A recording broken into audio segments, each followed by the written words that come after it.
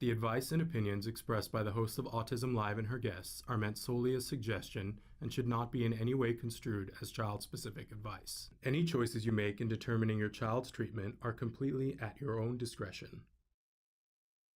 Dr. Doreen Granpeesheh is the Dr. Doreen is an expert in autism. Doreen Granpeesheh. Dr. Granpeesheh. Dr. Doreen Granpeesheh. Dr. Doreen Granpeesheh is a visionary in the field of autism. Now you can ask her questions on Ask Dr. Doreen.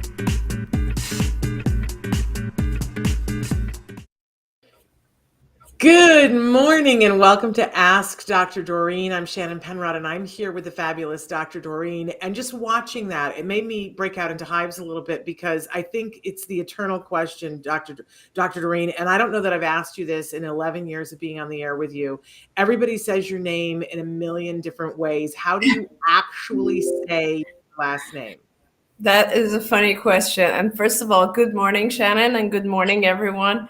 So, my name is originally Iranian, right? My last name is Iranian. And so the actual pronunciation of the last name is Granpeesheh. But in English, if you put G-E-R-A, then it becomes very confusing, right? And people wonder if it's J or Ge or how do you pronounce it? So when I grew up in England, we just turned it into Granpeesheh. And that's how you say it, Granpeesheh. Granpeesheh. All right. I don't know that I've ever said it properly. So anyway, welcome after like knowing you for almost 20 years and you saving our lives repeatedly. Now I ask, how do you pronounce your name? It's a good thing. So thrilled to have you here with us this morning. And for those of you who are just tuning in, we're live. It is the 5th of July. We just celebrated the 4th yesterday here in the States. We're here with Dr. Granpeesheh. Did I get it right? Not quite. You're great. Thank you. And she is a true expert in the field of autism. She's been working in this field for more than 40. No, I said 40, not 14, 40 years. She's been working with people all over the spectrum and people who love people on the spectrum for that long, working with small babies, senior citizens, and everything in between. She's devoted her life to us and our community and our families, which is an amazing thing and has really, I know, changed my life. And I know you guys write and tell me all the time how she changes yours. So we're thrilled that she gives us this hour once a week. She's actually literally in an undisclosed location on vacation. Yeah. but said, no, I'll do it from vacation because she wants to be here. So we're saying good morning to her. We also want to let you know that the chat is open. You guys, if somebody was in and writing in early, and I'm going to reward them and get to their question first, but I'm saying good morning to Christina and Amanda and to the 2008 person who wrote in earlier. And yes, Amanda, write your question in. Get the questions in early. She says, I have a question if there's time. Write it in early. So, but I want everybody to know we're live right now in a bunch of different formats. We're live on Facebook, YouTube, Twitter, and a dozen other places or so. And then remember that this show will be podcast later on to every place that you get your podcast. It's a free download. We have shifted a little bit. So if you're on iTunes and you're trying to load the video portion, we've removed that. And we're encouraging you, if you want to watch the video podcast, head on over to YouTube. They have all of your needs ready for you there. You can even do the YouTube app on your smart TV now, which is super fabulous. And we love that. So, but we are still on iTunes. We're still on Spotify, iHeartRadio, all those places if you want to do the audio portion of the podcast. And we do the whole, when we do the show in podcast, we send the whole show out on podcast. But if you just want to go over to YouTube, we do a highlight reel. Traven is amazing how many highlight reel things he cuts out so that it's just short things and you can search them by topic. Good morning to Laurie as well. I'm going to get started with the question, Dr. Granpeesheh. Oh, I do have to say that while Dr. Granpeesheh is a true expert in this field, there is no expert in any field that could give individual specific advice in this format. So we all just recognize that being kind and considerate and professional, and realizing that if you don't have eyes on a situation, you're not able to give individual specific advice. It's just the thing. So, but ask Dr. Granpeesheh your questions and ask her and give her as many details. We love it when you ask questions live and stick around so she can ask you questions, and then we get to more things. Is that right, Dr. Granpeesheh? Yes, absolutely. We'll do our very best. Well, you're amazing. So, and then a bunch of questions just came in, but I'm going to get started with the one that came in earliest this morning. My son knows the steps how to clean himself after a bowel movement, but does not clean himself voluntarily. When we provide him with toilet paper, he just tosses it in the toilet. But he does not clean himself. When we do it hand over hand is the only time he actually will clean himself. What do you do to make him understand that it's important to clean himself after a BM? And thank you and advice. And can I just say, but it's cool that he gets that when the toilet paper, that goes in the toilet. Well, that's one step of it, right? I'm Absolutely. Bright side of things. But how can we help this family with this particular issue, Doctor? Yeah. So a lot of times we try to teach things kind of as they're happening in real life, and that's a little bit difficult. So the best thing is to think of the actual action or behavior that you would like him to learn. And I think, and I might be wrong because we don't know the specifics, but I think it is just the action called wiping. And so it would be important to produce a situation where he can practice just wiping and cleaning something with the instruction wipe. So you can do that now with many different things. For example, you can have a doll and you can, make it dirty and give him a tissue and show him wipe, but just give the instruction wipe and show him how to do it, and then gradually fade yourself out so that he has learned the specific action called wipe. And then you can do it with a lot of other things as well. And then he will have an idea of what that actually means to wipe, right? And then when you're in vivo, let's say, or in the real life situation, it'll be a lot easier for you to fade out of the hand over hand, because now he has a concept of what it means when you just give the instruction wipe. So that's what I would do. I would practice it in a lot of different scenarios and then go back to the real life situation and then start to fade out your hand over hand prompt. There we go. There was at one point we had to do the thing. I don't agree with this, by the way, but because I think for some kids they can start to obsess on other things. But they had the hot dog buns and they put the peanut butter in the hot dog buns and told him to wipe it out. I don't want to mix food with the poop thing, because then there are kids who later on go, well, let peanut butter taste good. Let me taste the other. I don't want to encourage that. But I love the idea of the doll. Yeah, I mean, if you think about it, Shannon, we wipe a lot of things. We wipe the table clean. We wipe a ton of things, but it's just that, you have to actually have the instruction and the action go together in a separate type of setting so that the child or the adult learns what is the instruction wipe, and then they can apply it to the real life situation. And obviously we want to reinforce when they're doing the wiping either on themselves or on the wiping on the table, or wiping off the doll. Reinforce, right. reinforce. Because I know I forget that.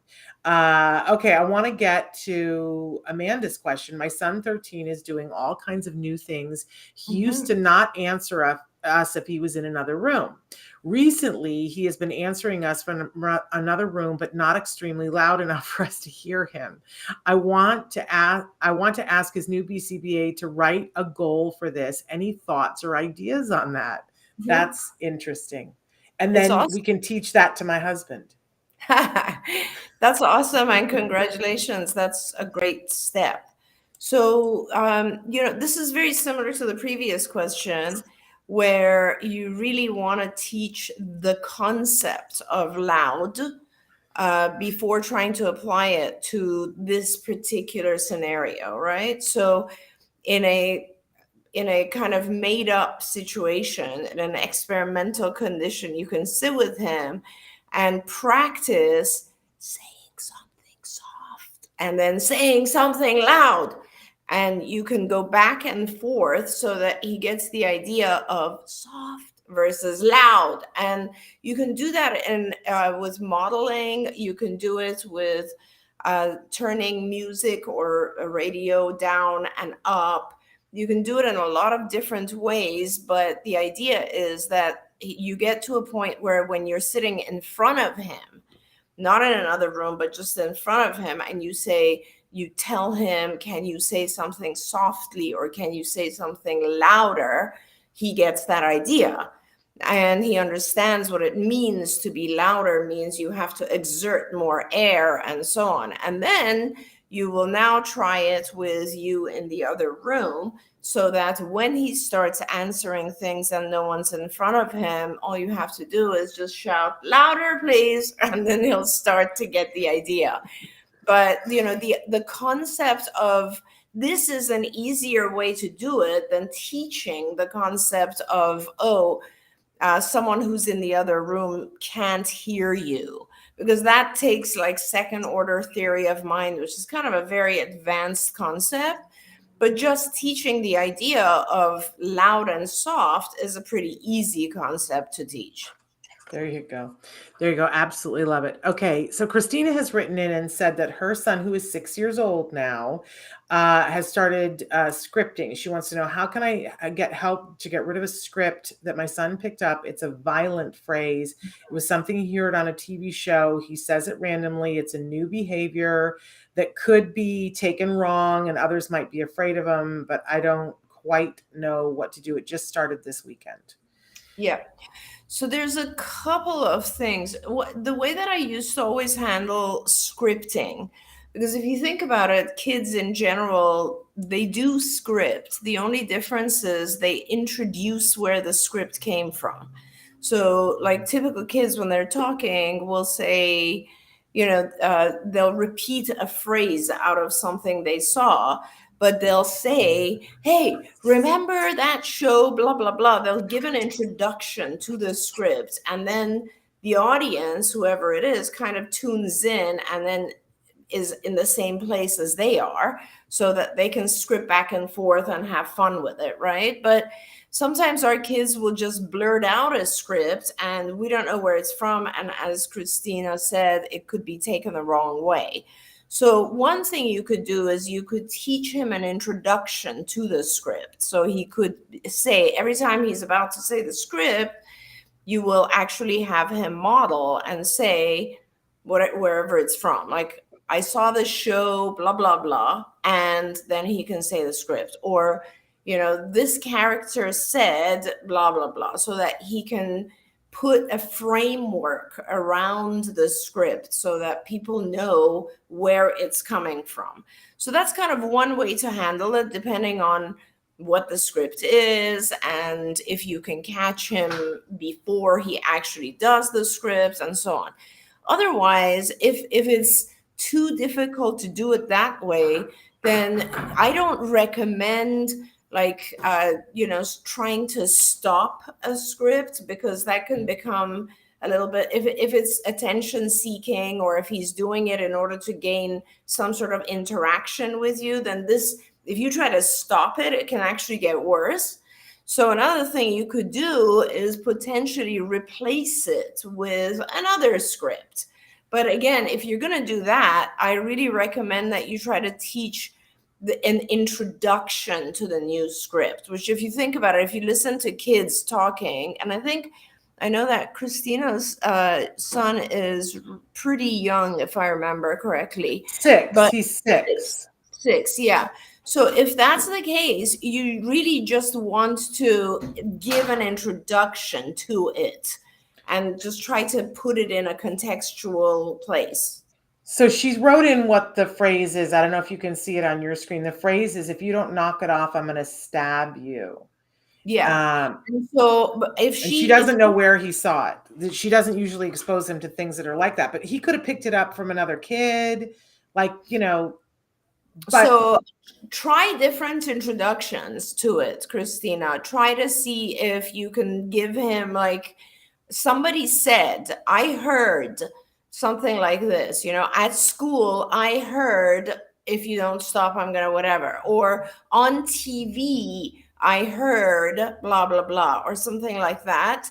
And sometimes just having our child add something to the beginning of it takes away from its rote, repetitive format, and then they're no longer interested in doing it, quite honestly.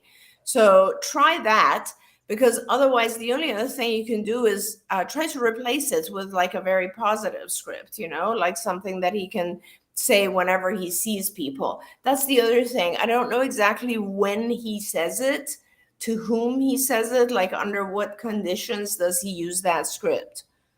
I'm just trying to catch up with Christina. I don't know where this one came from. Usually don't. Yeah.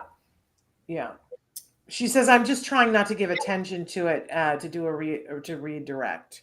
Yeah, you can, and if it goes away, great. If it doesn't go away, put it in a contextual environment. Add some context to it by trying to figure out where he heard it. And along the same line, Lori has written in and said, my son, who is 5 years old, keeps talking about poop. We ignore it and it goes away, but it's right back at it. Yeah. And it's hard because like sometimes with our kids, it's very hard to explain to them the concept of a subject that is appropriate or not appropriate. We did write a lesson for this. I just don't know if, you have to be at a certain level where you understand enough language to be able to actually recognize the words appropriate. The lesson that we wrote was actually had to do with levels of relationships. So in other words, there are certain things, and you can do this visually too. So there are certain things, like you draw a bubble and you have like your immediate family, let's say mom and dad. And then what are some things you can say with mom and dad and maybe siblings? And then you have a bigger circle, which is like people I know at school or friends. What are some things you can say to them as an example? And then you make a bigger one, which is like teachers and adults that you barely know. And what are some things? And through that sequence, we began teaching the idea of, levels of relationships and what is appropriate to each level. But this is a pretty advanced concept. So depending on if this is too complex for your child, then it won't work, right? And then you basically just have to teach the child other more appropriate statements. And as Christina had also said, try not to give attention to the conversation about poop. And, the good thing is it does go away. And I'm not sure, maybe there's something in his environment that he's hearing that brings it back. Well, I mean, I used to be a stand-up comedian, and there's a thing in stand-up comedy that, when all else fails, there are certain subjects and certain words that you go to. There's a whole thing among comics that they're like, well, when all else fails, you drop an F-bomb because it gets a reaction, right? And when you're a 5-year-old and people, you want to get people's reaction. Well, if you say poop, people turn around. People in line at the bank turn around, people in the grocery store, your teacher, your friends. And if you don't know why that is, it's the equivalent of an F-bomb. Absolutely. And, the hard part, Shannon, is that our kids don't experience embarrassment as early as they probably should, neurodevelopment mentally. So they say these words and they kind of enjoy the negative, even if it's negative attention. Even if someone turns around and like gives them a dirty look, they don't necessarily recognize that and will just think, oh, wow, I got attention right now. So it is a very hard one. And we've had that multiple times. These phrases are difficult to replace. And oftentimes, honestly, just changing the conversation, going on to some other conversation is probably the best way to go. I absolutely love it. Okay, and I lost my track a little bit here, but Parker says, here's a question for both of you. I'm volunteering at my church's vacation Bible school and have to wear an inflatable koala suit. I need a picture, Parker, first of all. The problem is that the children freak me out. What can I do to do good with this opportunity? That is the sweetest thing ever. I might even need video, Parker. I know. So, Parker, tell me a little bit more about why the children, or what aspect of the children freak you out. Let's talk about that, so we can understand a little bit better what's going on. But, good for you. I'm so proud of you for volunteering and doing all these amazing activities out there. And I want to know, because, when you're in one of those inflatable suits, and for any of you who've ever been a T-Rex in an inflatable suit, you have a limited amount that you can see, and you're getting pressure from the fan. Sound. Yeah. And when there are short people, you can't always see them, but then they will crash into you because you're a balloon. So I'm wondering if there's an element to that. And there's always like a fan inside your costume, which makes a pretty loud sound, which might be disturbing as well. Let's learn from Parker what it is that's actually bothering him. He says, I don't like the crying, and in the suit, I'm afraid of punching and kicking the person in the suit. And I will be sure to email you pictures, Shannon. Okay. But so are you afraid of them kicking and punching you? Because sometimes the kids do, because they think it's a punching bag when it's an inflatable suit. Yes. Is that part of what the issue is, Parker? Or maybe and the crying. Maybe we can talk about the crying, because some kids cry. Yeah. I mean, this is a really, really tough situation, Parker, because if you're kind of sensitive to the sound of the crying, you're pushing yourself, which is wonderful, and we all grow from pushing ourselves in these situations. But I guess I would just request some assistance and maybe talk to the folks at the church and ask that perhaps an adult be around when you are with the kids, so that they can help kind of monitor the kids, hush them a little bit, or guide them a little, control them a little bit. And that might give you enough of a sense of safety to gradually acclimate to the situation. That's a great idea, Dr. Granpeesheh. In fact, at Disneyland and any park like that where they have a costume character, because of the limited ability to see and hear, and because you're kind of a beetle on your back and you can't help yourself and you can't see things, they never send anyone out into the public unless they have a handler with them. And that person is responsible for the safety of everyone and to be your eyes and ears. And when you're walking, they hold your hand and walk you to a place, because you literally can't see everything around you. You could step on a child, ask for a handler. I love that. Okay. Parker says, I was punched once before while playing a villain at another church's VBS, and I don't want that to happen again. I can understand why you'd be afraid. Of course. That can be traumatic. But again, that makes me even more proud of you for putting yourself out there and, wanting to get over that situation. Great job, because sometimes we develop these fears from a trauma, like a bad experience, and then we never actually go through the situation again to get ourselves over the fear. And what you're doing is you're giving yourself the opportunity to overcome this fear. And if you can get the church to provide an adult or someone who can, as Shannon said, be the handler, I'm sure you can do it. You'll do very well.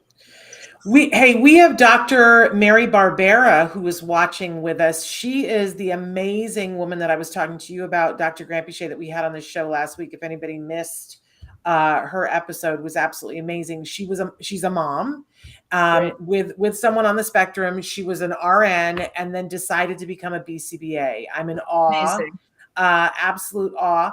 And so she has a book, Turn Autism Around, and we traded books. And she says, "Hi, Shannon, read half of your new book on the beach this weekend, and it's amazing. Thank you. My question is, how do we teach parents how to spot bad ABA and as BCBAs get more good, great ABA out in the world?" Isn't that the quintessential question, Dr. Granpeesheh? Really, what a great question. And of course, Shannon and I have spoken a lot about good or great ABA. And as a BCBA, I'm sure you'll kind of appreciate that, I guess good ABA starts with just understanding the concepts of behavior analysis well, understanding how to change behavior well. So having a really in-depth understanding of it. But then for me, I think you cannot be a good provider of ABA unless you see the individual that you're working with as a whole human being. And for me, that is crucial because the human being is an organism that has a lot going on with it, and trying to control one behavior or alter one behavior at a time requires us to think of a lot of things, like how is this individual sleeping? How is this individual feeling from a mental health perspective? Do they have anxiety? Are they, fearful of certain situations that they've had traumatic experience with before? How are they doing internally? Do they have biomedical issues? As a nurse, I'm sure you'll appreciate that a lot of our patients have a lot of biomedical issues that we're not really dealing with because they have a difficult time expressing those to us. So is the individual feeling well, and also, of course, are there any allergies? Are there any situations that are making this individual feel tired or hyper aroused or so on? So to me, all of those things matter significantly. And then, of course, good ABA providers have to just have respect for the individual and for the individual's family, and to just, try to, I've had so many BCBAs where they're argumentative with the family because their perspective is a little bit different than what the family wants or the individual wants. And that's, to me, extremely important, Shannon. When we talk about, and there are a lot of people on the spectrum who say, what if I don't want to be changed? And that is something extremely important to respect and to say, absolutely. I mean, the whole purpose of ABA is to help an individual do more, thrive, feel better, succeed, etc. And if an individual feels that they're doing great, then, you don't need to embark on the whole world of ABA. So there's a lot there, and we could say a lot more. I mean, there's good training of the staff, knowing how to follow a good curriculum, so you're teaching chronologically and by age level and so on. There's so much detail that goes into a good program. And I thought you were going to bring up, and you didn't because you're kind, but I'm going to bring it up, that, we have written something that we keep saying we're going to put out, which tells parents, here are some hallmarks of a good ABA program. And I just need to dust that off and put it back out. Because I think it's this conversation that we had with last week's show where I was saying, look, there's a lot of bad information out there about ABA, but I always equate it to third grade. And I said last week, we've all been to third grade. And if I asked how many of you had a traumatic experience in third grade, many of you would raise your hand and say, or maybe it wasn't third grade, maybe it was sixth grade. You had a teacher who was subpar or horrible, right? Yeah. And we can all relate to it. It's not an urban myth. There's some bad teachers out there, but we never say, well, let's just cancel school. Let's do away with third grade. But people do that about ABA. And I think the reason why is we don't do it about education and we do it about ABA is that in education, you understand it's not always going to be good and you fight the system and you try to make it better, but you understand the basic principle of it is that it's going to help kids. Whereas ABA, if you don't have enough knowledge about what ABA is and you hear a bad story, you go, well, that's all of it. You don't have that contextual enough experience to understand that there's really good ABA out there and what the benefits of it could be. So you just hear a bad story and you go, oh, I don't want that. But I think that you and I and Dr. Barbera are also on this same page where we feel like if we empower parents and say, here are some things you should look for. But I always want to say to parents, if you are someplace and you don't feel like you're on the team and you don't feel like your child is being looked at as an individual, like what Dr. Granpeesheh was saying, and an individual in terms of everything, how they feel inside and outside, if you're not feeling that with your team, then listen to your gut. Something's not right. Yeah. Right? Yeah. I totally agree with that. You have to always go with your instinct as a parent. I completely agree. And if your kid is thriving and happy and engaged and you walk in the door and people are nice to you and they treat you like a person and ask you questions about what choices you want, those are all the opposite of that. And that's probably, I think we always have to be diligent. Just like when you take your child to first grade, I don't just assume that everything is going to go swimmingly at school and the teacher's going to be fabulous and responsive to my child and automatically love my child. Yeah. I want to see what's happening. And if there's an issue, I address it. Right. And sometimes we get to the point where we go, this teacher is not a good fit. And I think we should be looking at ABA that way too. Absolutely. Absolutely. I mean, I think with education, we just kind of take it for granted because everybody is in school and we're like, hey, this is what we're supposed to do. But ABA, we scrutinize it a little bit more. And Dr. Barbera has written in and said, agreeing about the science as well, the focus on the whole child medical issues, respecting parents and the child, not being argumentative. Love that. Also love what Shannon is saying. I think we are kindred spirits. Andre says, hi, Shannon and Dr. Doreen. I think this one cuts me right to the core. Sometimes I find myself in conflict between putting too much pressure on my son with his intervention demands and just accepting him the way he is. Is there a balance? Andre, I am hugging you and telling you that you are a part of our tribe. But I think this is where it's all at.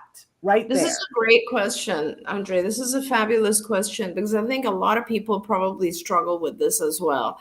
I mean, I know, like, even with typically developing kids, you, as a parent, you can go to extremes, right? You can completely let the child just do nothing, or you could be a parent who is wanting to teach their child every sport and every language and every musical instrument and everything there is under the sun. Now, with our kids, what happens is obviously with the interventions, there's very little time for them left to do just free time, right? So I think it becomes really important to balance out priorities and to write them out, actually, and talk to yourself. Like, sometimes parents will say to me, can we make sure that he learns math? In fact, I'm going through this right now with a family that I'm working with, and they really want their child to learn math.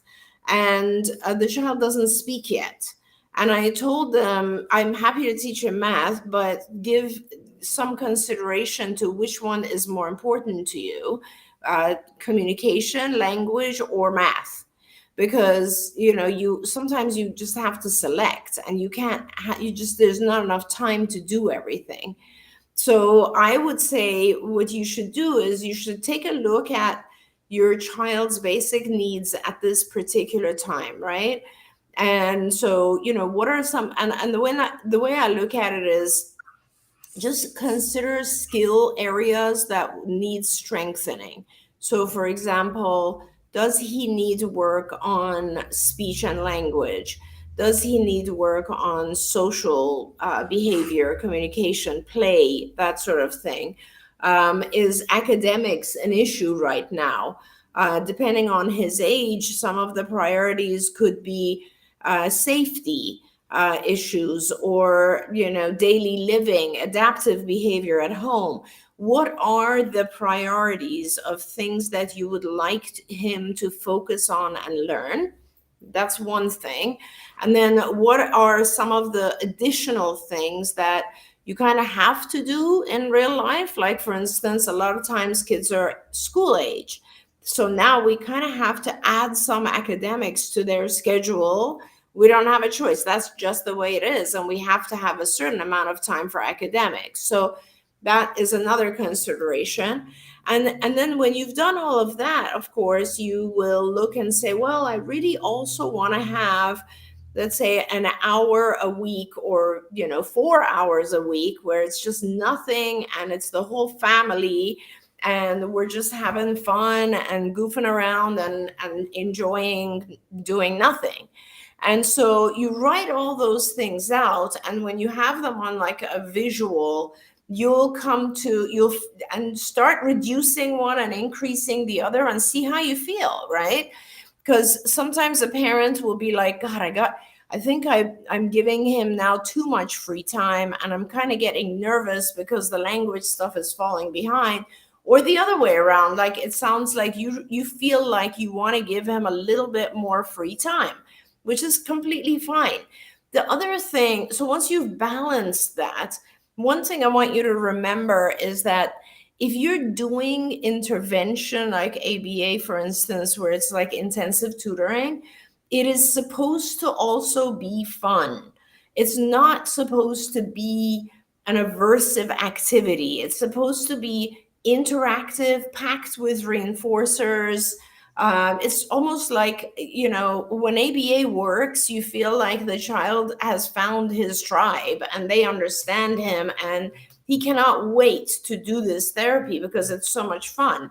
So, and if that's not the case, then you need to kind of have a conversation with your ABA team, or whatever team, honestly, your school team, your speech team, whatever they are, and just tell them, I need you to make it a little bit more rewarding because he's spending a ton of time with you, and I really want him to have a little bit more fun than he is right now. Or reduce that activity, increase reinforcers during that activity, give him more breaks. There's lots of ways that you can kind of manipulate his day and schedule so that you feel he is not getting too much and he is enjoying it and he's still learning. And of course, that the whole family feels like you're paying attention to important things like fun time and family time. Yes, we love the fun. We did a whole show about that last week, about prioritizing the fun. And I want to say that, I loved everything that you said, Dr. Granpeesheh, but there's the other part of it where I see that in my tribe of parents, there are those of us who we've worried for so long, we don't know how to stop worrying. And I just want to say, so Dr. Granpeesheh told you all the things to consider, but she told you that your child has to be having fun. So yeah. I want to say to the parent, you also have to have fun. That Temple Grandin said to me that the most important thing that I needed to be doing was having time that I spent with my husband where we didn't worry about autism, didn't talk about autism. I'm still trying to figure out how to do that. Like I don't want to pretend for anybody that I figured that out, but I think that those are the things that are important. And we were taught to celebrate every single moment that we could. And I will say that that's my favorite thing about my family, is that our little family, which is only 3 people, we found ways to just celebrate. Whether it was when the day of therapy was over, we would put on one song and just dance until the song was over. And then we would start dinner and bath time and all the bedtime ritual stuff. Or, sometimes we went to Disneyland. And it was like, that's going to be the thing that we're going to do because we live close to Disneyland. Or, go to Chuck E. Cheese or something where you take a moment out and say, we're going to prioritize this, because we have to model having fun and relaxing for our kids, or they don't know how to. Absolutely. And So I'm sending you a hug because I think a lot of us live in the neighborhood of what you were talking about. Yeah, and it's so funny you mentioned that, Shannon, and now that my kids are adults, they all remind me of times that they had the most fun, like memories. And Yes. it's always times when I was having fun as well. Yep. So it's very interesting that kids actually have a tremendously good time if you're also happy, and your anxieties or your fears or sadnesses also do affect them quite a bit. And it doesn't have to be, I mean, I'm sorry that I said Disneyland because that seems like such a, huge thing. It doesn't have to be that. I was talking with my son recently about good times that we remember. And one of the most fun times was when we had a terrible storm here in LA. It was gale force winds and stuff. And we were driving home and I was actually worried and I didn't want my son to know that we were worried. So we decided to play the drive home like it was a video game. Yeah. And when the palm fronds would come, we would go incoming and yell and change lanes to get around it and laughed the whole way home. And he loved it. Yeah. And he said to me the other day, I think of that sometimes when I'm in a real situation about how can I make it fun to get through it. That's a great life lesson. Amazing. I need to do more of that. Mary says, hi there. My son is 20 years old. And when he gets frustrated, and I think that that's it, he starts pounding his chest. And I can't seem to redirect him at that moment because he's upset, obviously. How can I help him to get away from this type of behavior? And thank you so much. Yeah, I mean, this is a tough situation, Mary, because we do need to figure out a little bit more about what it is that's causing him frustration.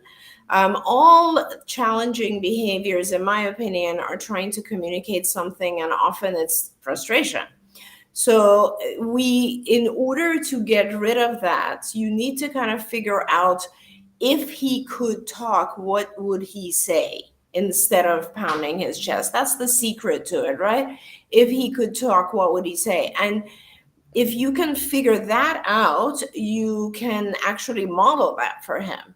You can, as soon as you see the behavior, the challenging behavior, the hitting of himself starting, you would instead have him model after you, vocalize after you, or point to an icon, depending on his level, and express that thing which would reduce his frustration.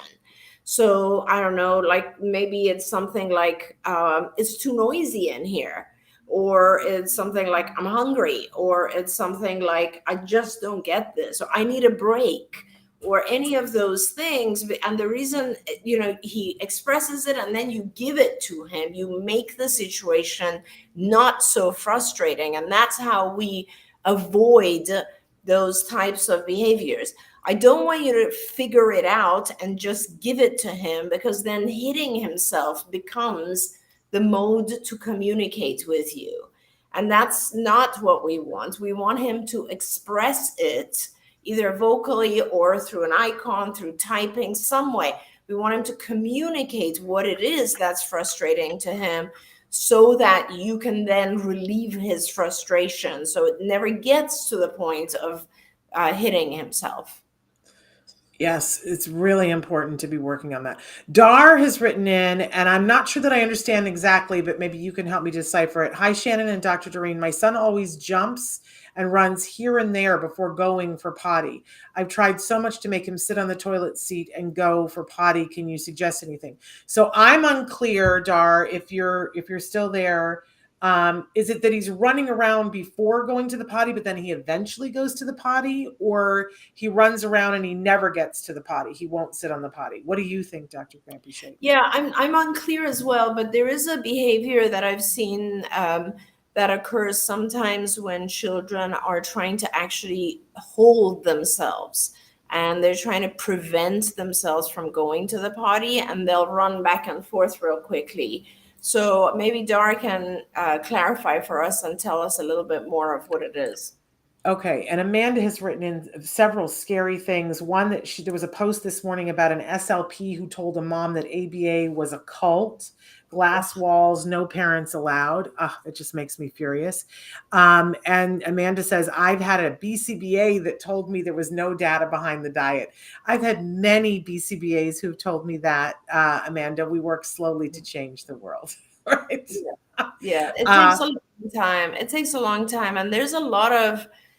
It's unfortunate. And just so you know, like I'm very, very sensitive to that because a lot of BCBAs continue to tell parents negative things about both diet and biomedical and even sensory. And it takes a while. I have worked with the Association for Behavior Analysis International, where all the BCBAs go every year for their conferences. And they have been generous enough to invite a medical professional every year who gives a very detailed speech about the biomedical interventions, dietary interventions, and so on. So as Shannon said, gradually we will get to a point where everybody will learn to work together. And Miriam had written in some stuff to us, and we have to give her an apology because she sent some stuff in YouTube, and for whatever reason last week we didn't get the message, but she wrote in again today. But I have your questions from before, Miriam. She's got a 18-year-old daughter who's pre-verbal that she's currently homeschooling. She has joined Skills. And she has to take her everywhere in an Uber instead of public transportation because she might have a sudden meltdown. And she thinks that's because of communication. But she says her question is for you, Dr. Doreen. I recently hired an ABA consultant, and instead of assessing my daughter, he was flirting with the teachers. Well, there's a big sign. After 2 hours of observation, he charged me £500 and sent me one page.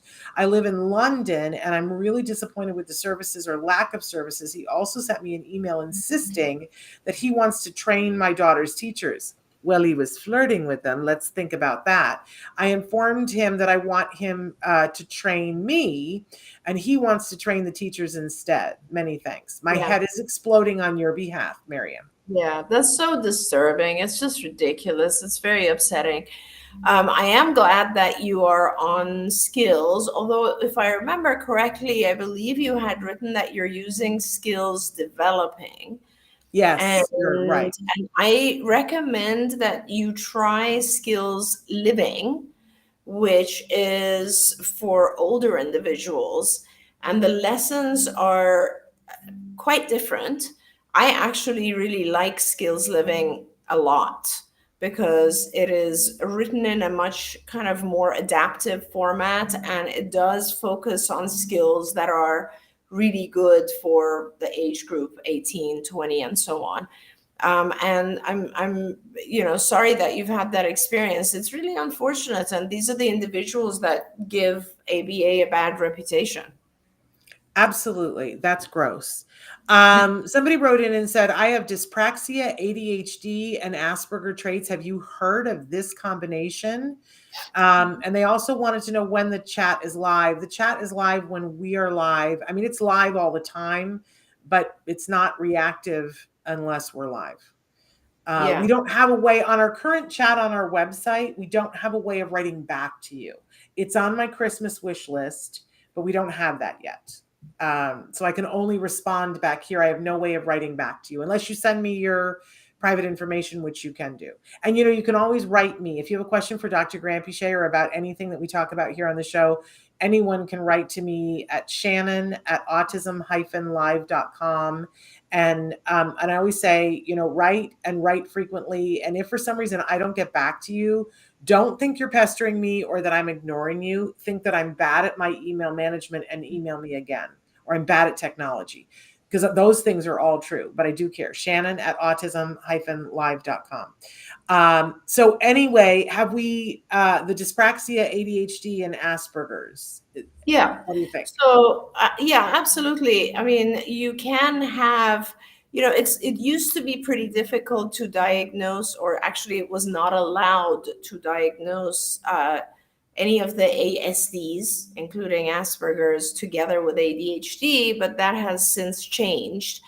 And yeah, of course, you can also have dyspraxia along with those, unfortunately, and it just makes it quite difficult for learning to take place.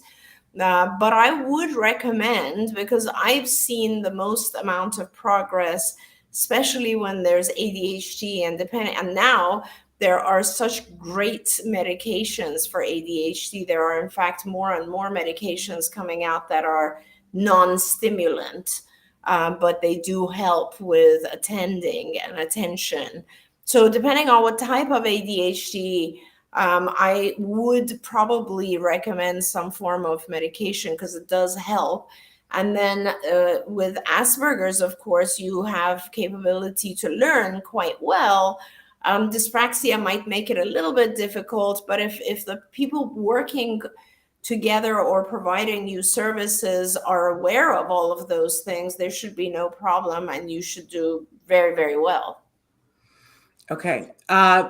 We got a couple of different people writing in about violent behavior. Some pointed away and some pointed to. Somebody who wrote in and said, I have a 3-year-old that has ADHD and autism, and he gets really violent, and he started hitting me and throwing things at me, kicking and screaming. Then when we tell him no, if he's doing something that can hurt him, and I say, get down because you're going to get hurt, he gets out of control. How do we help him to get to not get to that level? Sorry. Yeah. It's really tough. I first of all, kind of like giving you a big hug, because it is very, very difficult when our kids are little and they're kind of out of control, and especially out of control and doing unsafe behaviors. So, part of the whole concept of ABA was, or just like the way that we deal with challenging behaviors, again, is to figure out what the function is. And usually you'll find that the function is the child trying to communicate something. And usually the thing that they're trying to communicate is either access to something or avoidance of something. And that's really kind of simplifies it, but it ends up being one of those two things most of the time. Now, access to something could be, I'm tantruming because I want that toy. And when I tantrum, you generally try to give me every toy there is, or everybody gets scared and I get whatever I want. Or it could be attention. So it's kind of like, I don't know how to get you to come over and give me a hug or calm me down. But every time I tantrum, it seems like you do that. So I'm going to tantrum because I want you to come over and give me attention. Could also be avoidance of demands. So for example, I'm in a tantrum because I don't want to do what you just asked me to do. So when I tantrum, I get to get out of whatever that demand was. People kind of leave me alone. And so it's very effective.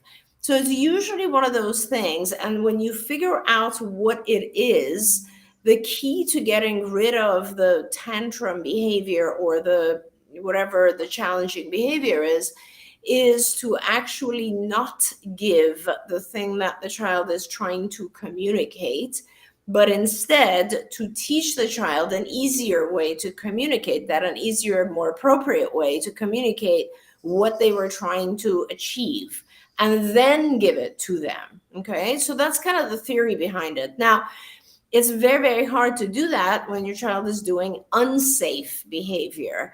So the way to avoid that is you got to baby-proof the whole house. Like, you have to make it so that your child cannot do those unsafe behaviors, because there's no avoiding giving attention when a child climbs on top of something. You kind of have to prevent it, right? So if there's any way of preventing that, blocking that from happening, that's the way to go. And hey, believe me, I know it's easier said than done, because a lot of times you just don't have someone there to be watching the child all the time, which is, again, another reason that it's important to have access to ABA providers, because they are present and they can help to break these negative kind of behaviors that are impossible to control when it's just a person, one parent, also taking care of everything else in life. So, I mean, that's a kind of a roundabout answer, but that's the way to deal with any challenging behavior. There you go. Ari has written in and said, my son is 7 and is doing great, but I'm just overwhelmed and feel defeated at times. This is for the long haul and I'm tired. Excuse me. I love my son, but I'm struggling with the forever of it all. And we are big hugs for you, Ari. Oh my God, I completely understand. And I'm so sorry that you're going through this. You know, first suggestion is one day at a time. Okay. First suggestion is don't think of the forever, because it doesn't necessarily have to be forever, right? There's, first of all, our kids make tremendous progress. Sometimes I tell parents, even if you did nothing, our children change a lot. And a lot of times things get better when they're teenagers, so, or after the teen years. So nothing is forever. And don't scare yourself. That's one of the what we call cognitive distortions, which is this all or none thinking, where we minimize all the positive things. Just our mind does this, and we maximize the negative things. And so then it just looks like such a dismal life that we get depressed. So catch yourself, try to catch yourself when your mind is producing these distortions and you're seeing everything as dismal. Now, if you are already there, this tells me that you are under a lot of strain and that you need to pay attention to yourself for a while. And this is so difficult because as parents, we tend to just attend to our kids, and it's almost like we don't want to feel good if our kids are struggling, right? So, but you have to have the mental and physical fortitude to help your child, but more importantly, for yourself right now. So you need to attend to yourself, which often starts with asking for help. So, you know, wonderful job writing into us. I really appreciate that you've done that. And maybe spending this hour with us during the week is also to some extent helpful. But I suggest that you also ask family members if they can give you another hour or two, maybe an hour a day, where you just have your own time. Whether it is to go for a walk, take a long bath, do some cooking, just lay down, you know, whatever it is that it will refresh your body and your soul and your mind. Maybe read a book that is helpful. At night when you're going to sleep, put on some podcasts that are, you know, going to be healing and helpful and helping you become stronger. Take care of yourself. And in order to do that, you have to get some help. You have to get help from your spouse, from your friends, family members, and there's no shame in that. Don't be embarrassed about asking for help. You're doing it so that you can be strong enough to keep going. And like I said, one step at a time, Ari. Don't look at the future because it is causing you fear. Yeah. I didn't know anything about ABA until my son was diagnosed with autism. But then it was interesting to me because as they were teaching me what to do for him and what to look at for him, I would always like try to put it through my filter for me. And so it was fascinating for me because when we talk about kids who are, you know, start engaging in challenging behaviors, and we're looking at all the reasons why they're engaging in challenging behaviors. And some of it is that they need attention. Some of them is that their environment is not rewarding enough, right? All these different things. We need to look at ourselves that way too. And the fact of the matter is that part of what Dr. Granpeesheh is saying is that because you are such an amazing parent and you've put so much into your kid, you've stopped making your environment rewarding enough. and it has to be more rewarding for you. Now, he wrote in more and said the function of his behavior typically start off as automatic reinforcement, but when I block unsafe behaviors, the function becomes attention seeking and it's tiring.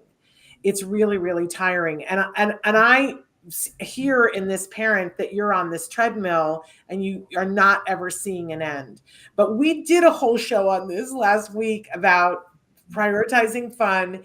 And one of the things that we talked about is that every once in a while, you know, it's important to have a schedule, important to make the visual schedule, but every once in a while, it's important to just stop everything and go, what would make this fun for me today as a parent? Yep. And if you were to, and our brains are these amazing supercomputers. If you ask it the positive assumptive question, what would make today fun? And then do it every once in a while. You can talk more about what that does for us chemically, Dr. Granpeesheh, but we need that. You definitely need that. And it's so important to do that for yourself once in a while. It's just critical. And can I ask, because we're out of time now, but can I ask that you please, I want to ask this parent to write in again next time, because I'd like to know more about the automatic behaviors and why we're trying to block them. What are they exactly? So let's talk about those next time, because it seems like blocking them turns into an attention-seeking whole thing. And I'm wondering what the behaviors are to begin with. And you can actually email me ahead of the show so that Dr. Granpeesheh can look at that for next week. We're out of time, and I'm so sorry that we didn't get to the question about risperidol. But Dr. Granpeesheh is on TikTok, although she's on vacation this week. So I would assume you're doing less TikTok this week. Well, I'm also kind of trying to catch up with Instagram, because there's a lot of people writing in also and asking questions on Instagram, and I'm happy to answer them. So actually this week I will be answering a bunch of stuff on Instagram as well. Okay. So there you go. And that's on the screen. You can go to Ask Dr. Doreen either on TikTok or Instagram and connect with her directly. And you can always email me, Shannon at autism-live.com. And I just appreciate you guys so much. Okay, great. Ari said that they will write us back. And Amanda says she's been sharing your Instagram like crazy. So absolutely love that. Great. We are totally out of time, but I am back tomorrow, and we're doing one of our shows that's a parent-to-parent show where we're just going through a whole thing. So, and try not to cringe, Dr. Granpeesheh, but tomorrow I'm explaining from a parent's point of view what toilet training can be and what the frustrations are for parents during toilet training, and what are the parts where they tell us what to do that we go, oh yeah, I'm not doing that. That doesn't work. But why we should do what they tell us to do and how you can do it without making yourself crazy. So we're taking on the toilet training thing tomorrow from a parent perspective. So hopefully nobody cringes. Anyway, and then we have a wonderful Let's Talk Autism with Shannon and Nancy back on Thursday. So we'll see you back here tomorrow, you guys, and we'll see you, Dr. Granpeesheh, next week. Much love to you. Thank you. We adore you so much. Thank you, everyone. And thank you to all of you for being here. See you tomorrow. Until then, give your kiddos a hug from me and one for you too. Bye-bye for now. Bye, everyone.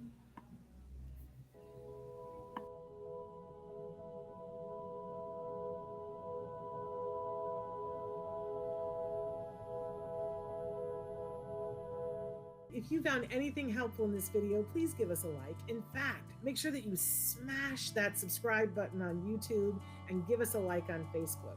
You can also follow us on Twitter and on Instagram for important updates. And please download our free podcast wherever you get your podcasts. Thank you so much. See you next time.